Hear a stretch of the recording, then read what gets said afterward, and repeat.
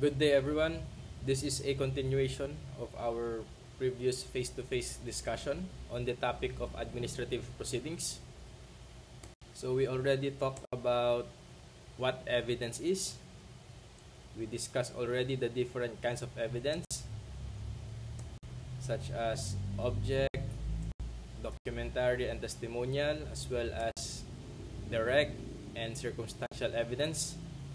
We also discussed some rules and principles with respect to evidence in administrative proceedings, which include what probative value is, the hearsay rule, admissions and declarations, among others. Okay? And we also discussed what substantial evidence means, being the quantum of proof required in admin proceedings as compared to that in other cases, like in criminal cases which involve proof beyond reasonable doubt. So this time, let's now go to what decisions or orders are. Okay, so ano ba ito? Just a recap from our previous discussions. I mentioned to you already the first or the initiatory steps in admin cases. We started with what? The filing of the complaint. What are the modes of filing the complaint? Nasabi na natin yan. After the filing of the complaint, sabi natin, mag-i-issue ng mga notice. Okay? The notice of hearing. Okay? But, in between, pwede rin mag-conduct ng prior investigation bago pumunta sa actual hearing. Okay, which is the third one, the actual hearing itself. And during the hearing, ang sabi natin, both parties will reveal all of their evidence, and each party has the right to prepare and counter those evidence presented against them. Tama? So, this time, let's go to the next part of the procedure, which is now the decisions or orders. At dito po, magagamit na yung mga evidence na present ng bawat party. Because first and foremost, the decision must be based on the evidence presented at the hearing or at least contained in the record and disclosed to the parties affected. Okay? Sabi ko sa inyo noon, basta yung evidence na yon ay nai-reveal ng party doon sa mga papers niya, just like for example in position papers or in memoranda, that is still enough because it already gives the other party the chance to counter it with his own evidence. Okay? So, ganito lang, the decision or order that is to be issued by the officer, hearing officer in that administrative case must base his decision on the evidence presented. Okay. Now, express findings are necessary or desirable. Bakit? Dapat yung decision, laman niya, kung binasa mo, laman niya yung mga evidence na ginamit na ikinonsider ni hearing officer. Bakit yon kailangan? There are 3 reasons. Una, so that it may be known upon what the action of the admin agency is based, as well as to protect and assure the parties against, ito important, against careless and arbitrary action. Okay? It means na the hearing officer who decided the case must explain well to both parties as to how he came up with that decision. How can he explain it? By showing what evidence he or she considered to arrive at such decision. Ilalagay niya doon, evidence, exhibit A was used in order to convince me to decide this way. Okay? The other evidence were excluded because there were evidence that were presented that are better or more believable than it, hence leading me to decide this way. Okay, i-explain niya yan. Ilalatag niya yung mga evidence na ginamit niya at i-explain niya logically kung paano siya nag-arrive o nakaisip ng decision na ginawa niya. Second reason, to enable the courts to perform their function of review, particularly to determine whether the admin agency has kept within its jurisdiction and decided the case upon the evidence and the law. Idiretso natin sa third reason, to give the reviewing court the assistance of an expert judgment on the matters entrusted to the agency for initial determination. Simplify natin, na kung sa nagkataon raw na i-appeal yung decision to a higher authority, example, i-appeal na sa court siya, then the reviewing authority will understand kung saan nanggagaling yung reasoning nung nag-decide na nasa ibabang court o ibabang administrative officer. In that way, malalaman agad nung magre-review, saan kaya nagkamali? O tama kaya yung decision ng inapilan na hearing officer?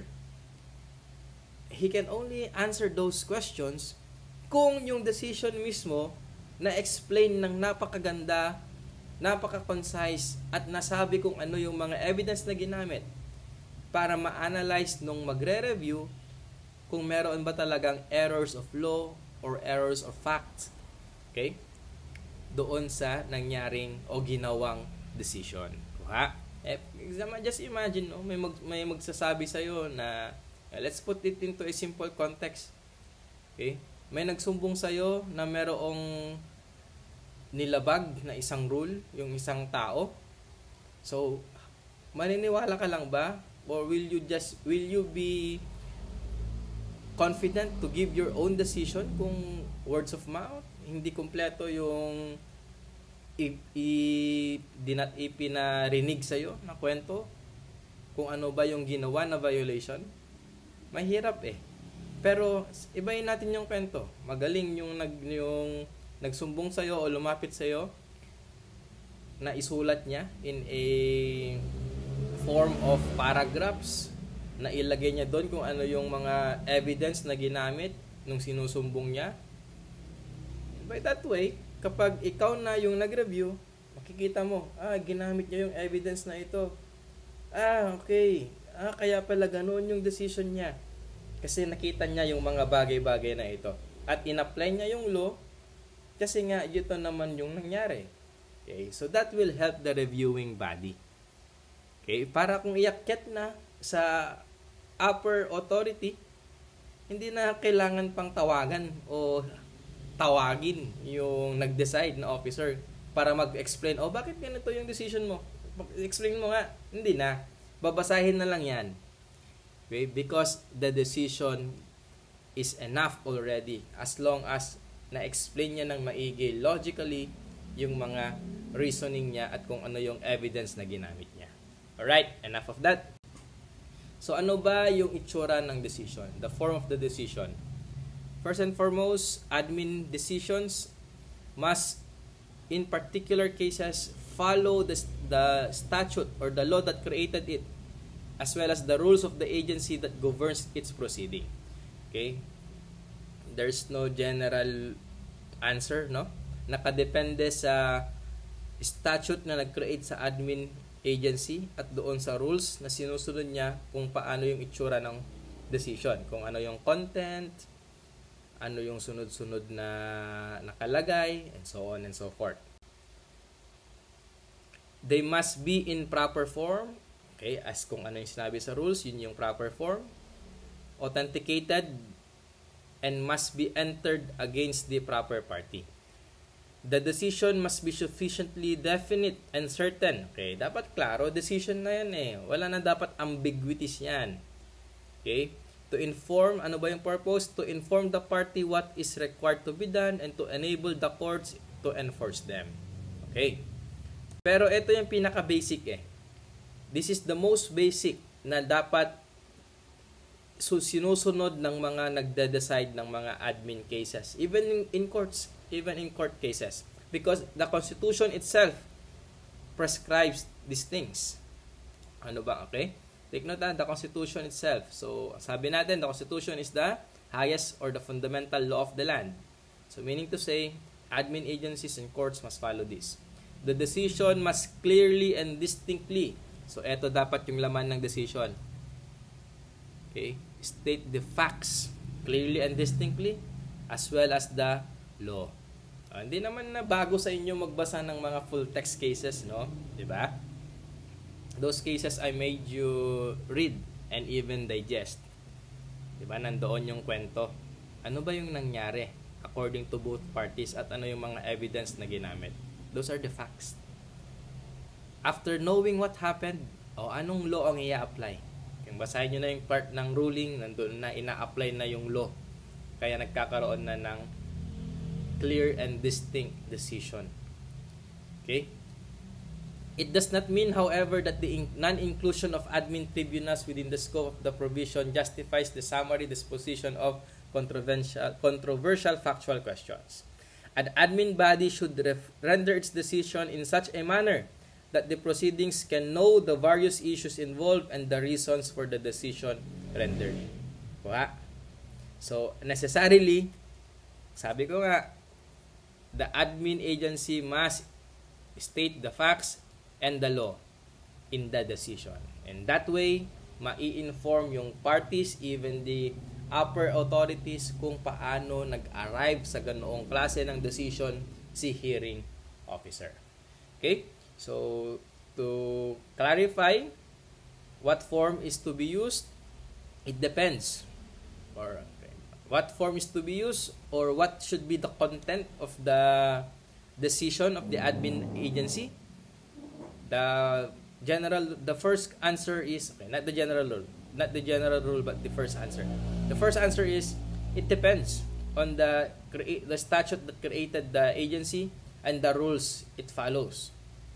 Second part of the answer, however, it must obey what the Constitution basically requires in all decisions rendered by the courts as well as admin agencies, which is, it should clearly and distinctly state the facts and the law on which the decision is based.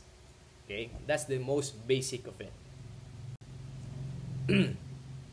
And take note, for as long as the admin decision is grounded on evidence and expressed in a manner that sufficiently informs the parties of the factual and legal basis, the due process requirement is already satisfied. Underline ulit natin for emphasis, factual and legal basis of the decision. Supported by evidence. Okay? That's the purpose of evidence, class. So, meron ng decision. What comes next? What comes next, class, is what we call the finality of the decision. Kailan ba magiging tapos na yung kaso? Kailan ba magiging pwede nang ipatupad kung ano man yung naging desisyon doon sa kaso? Basahin natin. With respect to the decisions of lower courts or tribunals, the general rule is that they become executory only after they have become final and executory. Okay?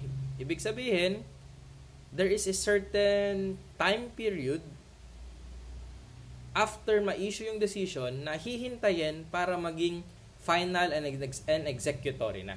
Final meaning to say, it ends the hearing, it ends the reception of evidence, at eto na yung final decision. Executory, on the other hand, means pwede nang ipatupad kung ano man yung nilalaman ng decision. Pero ang sabi dito, kailan? Okay? Or ang tanong dito, kailan ba? Okay? Kung inapil ba, okay, ibig sabihin inakyat sa higher court o higher office, kung inapil ba, anong mangyayari? Mai-execute ba yung decision? A judgment becomes final and executory after the lapse of the reglementary period if no appeal is perfected. Okay? Sabi dito, kung matapos yung tinatawag natin na reglementary period, doon lang po magiging final and executory ang decision. So, it's a matter of computing days. So, ilan ba? Ilang araw ba ang hihintayan? According to the Administrative Code, Parang sa courts lang rin to. We count 15 days para maging final and executory na yung decision. So, paano yan? Kailan ba bibilangin yung 15 days? After receipt by the party adversely affected. So, ibig sabihin, ako yung nireklamo sa admin case. There is an admin case against me as a professor of a state university. So, the decision is already rendered at na-receive ko na, sabihin natin, May 1 ko na-receive.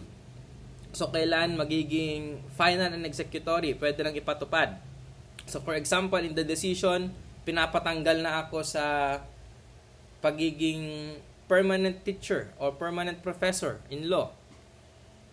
So, kailan? Kailan ako papaalisin sa pwesto? Well, kailan ba magiging final and executory decision? If na-receive ko siya May 1, bilang kayo ng 15 days. The rule is, the first day is, the rule under the Civil Code in counting reglementary periods is, the first day is excluded and the last day is included. So if I receive it on May 1, should I include May 1, the first day in counting? No, I should exclude it. Okay, I repeat. The first day is excluded, the last day is included. So, I will count the 15 days starting on May 2, 3, 4, 5, 6, 7, 8, 9, 10, 11, 12, 13, 14, 15, 16. So, technically, sabi, the last day included. So, the decision will become final and executory kailan? On May 16 or after May 16. Okay? So, hindi ako nag-appeal. Tuloy-tuloy lang yung pagbilang noong 15 days. Okay? And comes May 17, pwede na po akong paalisin as a professor based on the decision in that given example. Okay? So, that's how you count the finality of the decision. Okay? Yung exception natin dito, sinabi ko kanina sa example ko, kung merong appeal, okay, hindi po mai-stop po yung pagbilang ng 15 days. Okay? Or, kung hindi man siya appeal, merong i-final na motion for reconsideration. Okay. MR, sinasabing MR. MR is an attempt by the adverse party of the decision to make the deciding officer review again his decision and claiming that there were errors in the decision, the hearing officer may correct it if proper. Kaya kung pinatanggal ako pero sabi ko sa MR ko, parang mali po yung pag-appreciate ninyo ng facts and the law. Ganito po sana, hindi po sana ako matatanggal. Siguro kung guilty man ako sa action, ang sabi naman ng law, yung action ko ay punishable lang siya for suspension, hindi po pagkakatanggal. So, I want you to reconsider my punishment of removal to make it only suspension. Kung feeling naman ni Officer App mukhang tama ha, pwede po niyang baguhin yung decision in that instance. Okay? That's the purpose of the motion for reconsideration. Pero take note, isang MR lang. Okay? Hindi pwedeng multiple MRs. Na kung na-deny na yung MR, mag-MR to the MR ka ulit. No, hindi na po pwede yan. One MR only. Okay? Kung natalo ka sa MR, or hindi naman sa natalo, o na-dismiss yung MR mo, ano na yung mangyayari doon sa 15 days? Magre-reset po yan. Magre-reset. Hindi po siya magko-continue. So, for example, I received the decision May 1. Sabi natin, I have until May 16 to intervene, to file MR. So, sabihin natin, nag-file ako ng MR exactly on May 16. Sabihin natin, and then, what happens next? Na-dismiss yung MR. Denied. So, ibig sabihin ba na exhaust ko na yung 15 days since i-final ko on the 15th day yung MR ko? Hindi naman po. Magka-count ulit ng another 15 days. So, for example, yung denial to the MR was received by me on May 20. Okay? So, kailan po? So, we count again, 21, 22, 23, 24, 25, 26, 27, 28, 29, 30. Let's say 30, ilang days ba ang May? Kung 30 days siya, edi 1, 2, 3, 4, 5. So, comes June 5, after that, June 6. So, comes June 6, magiging final and executory na yung decision. So magre-reset. Okay, magre-reset yung 15 days kung ma-deny yung MR. Okay. So, what is the important rule there in counting the reglementary period? According to the Civil Code, the first day is excluded, the last day is included. Tuloy natin yung rules dito. There is no general legal principle that mandates all decisions of quasi-judicial agencies are immediately executory. Okay. Where the legislative has seen fit to declare that the decision of the quasi-judicial agency is immediately final and executory pending appeal, the law expressly so provides. Okay. The general rule is decisions of the admin agency that is appealed will not yet be executory. Inappeal nga ipinunta sa higher authority para i-review. So, habang nire-review siya, hindi pa siya executory. Hindi pa siya pwedeng ipa-implement. Okay? So, let's use again my example kanina. Yung decision ay pinapatanggal na ako as a professor in a state university. Kuha. Pero kung ipapa-review ko yon, for example, if we follow this principle, hindi pa ako pwedeng tanggalin hanggat hindi magkaroon ng decision doon sa appeal. Nire-review pa nga bakit tatanggalin? Yun yung general rule. Okay? For example, here, decisions of the SEC and the Civil Aeronautics Admin are not immediately executory and they are stayed when an appeal is filed. Okay? Within 15 days, nag-file ng appeal, hindi mo na pwedeng ipa-execute yung decision ng bayan. Pero on the other hand, the decisions of the Civil Service Commission under the Admin Code and the Office of the President under the Local Government Code, eto mabigat. They are immediately executory even pending appeal because the law mandates them to be so. So balikan ko yung example ko. A state university professor.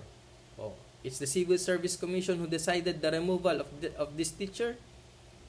Mabigat. It will be immediately executory as provided in this rule or principle. Okay? So, pero mangilan-ilan lang naman yung mga ganyan na agency na immediately executory even pending appeal. So, next. So, meron ng decision, no? Meron ng order or decision. Sabi ko nga kanina, there are ways to make the deciding officer think about it again para mabago yung kanyang decision. So, let's now discuss what are the factors that can modify the decision made by the admin agency. Okay? So, let's dwell on the power of the admin agencies to modify or to change their decisions. So, ito po yung mga grounds para mabago o ma-edit, ma-change yung decision na ginawa. On the ground of fraud of imposition. Okay, may panlilinlang na nangyari during the hearing. There were mistake. Okay, may nagkamali sa appreciation ng facts, ng law. Surprise inadvertence. Okay, surprise and inadvertence. Okay, ano yung surprise? Okay, there were new evidence na discover na hindi pa siya available during the hearing. Okay? May instances na ganyan naghihiring na. Feeling na nila matatapos na. Tapos may decision. And after few months, both parties do not know na meron palang ganito at na-discover lang nila. Okay? Surprisingly, na-discover nila. Pero before, they did everything naman, pero hindi talaga lumabas itong evidence na ito. Okay? And if that evidence is crucial to the decision, pwede po siyang maging reason para baguhin yung decision. Inadvertence, kapabayaan ng isang party. Or newly discovered evidence. Ayan, pasok, i-relate natin kay surprise yan. Or to meet the change conditions. To meet the change conditions. Example, kung money matters yung problem, hindi na account nung deciding officer yung pagbabago sa inflation rates. Diba? Pwede niya lang i-modify yung decision to meet the change in the inflation rates. Okay? To meet the change conditions. Ayun. Okay? Whether by reason of express statutory provision granting the power of revision or by reason of principles applied by courts.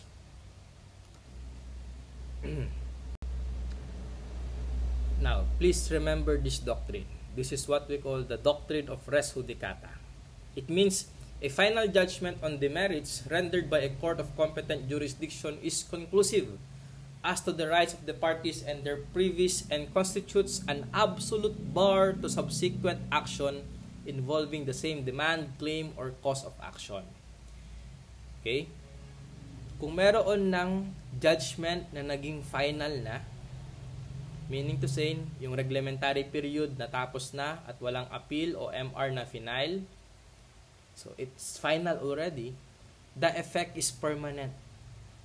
At in the future, kung magpa-file ulit ng ibang case, and that case involves the same demand, the same claim, the same cause of action, hindi na po pwede. Okay, naglolokohan na tayo. Kung pwede ulit iyan i-file in the future, eh meron naman ng decision na naging final na. Okay, that's the doctrine of res judicata. Okay? The purpose is to forbid the reopening of a matter once determined by a competent authority acting within its jurisdiction. Kaya, common sense. Okay? Mapapagod tayo, ma-exhaust lang yung mga resources natin, yung effort natin, if we allow the refiling of same cases in the future. Kakapagod yan. Okay? As to the determinations in the field of admin law, okay, it is said that the rule of res judicata is applicable. Okay? Hindi lang sa courts cases, regular courts cases, yung res judicata principle, pati rin po sa admin cases, i-apply natin yan. Kuha.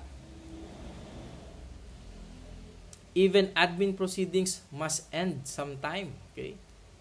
Just as public policy demands that finality be written on judicial controversies. Okay? Common sense. Okay? It needs to end. Public policy requires na kung nasettle na ng isang admin agency na meron namang jurisdiction, meron namang sapat na expertise in order to solve that problem between the two parties, then it must end sometime. Again, kailan mag-e-end? When the reglementary period is finished and there is no appeal or MR filed. Alright. But, sabi natin noon, only a valid and final judgment can be res judicata. Kasi if there are judgments that are void, never po yan magkakaroon ng legal effect. Kahit ilang days yung lumipas, kung invalid yung decision, kahit more than 15 days, it will never have legal effect. Ano yung examples natin noon ng mga void judgment? Okay, when we were talking about jurisdiction. Because lack of jurisdiction will result to a void judgment. Okay.